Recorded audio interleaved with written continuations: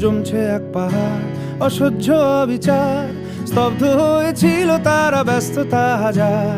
তাই যে নাই খেয়াল পেছনে দেয়াল, যে যেমন সে নিচ্ছি মেনে নাম দিয়ে কপাল। কেউ মরণ কাল, কেউ ভয়ে কাতর, কেউ বাণীর উপায় বা সহায় হয়ে পাথর। আর কবে, আর কবে, আর কবে, আর কবে, আর কবে, আর কবে, আর কবে, আর কবে, আর কবে, আর কবে, আর কবে, আর কবে কণ্ঠ শক্তি পাবে?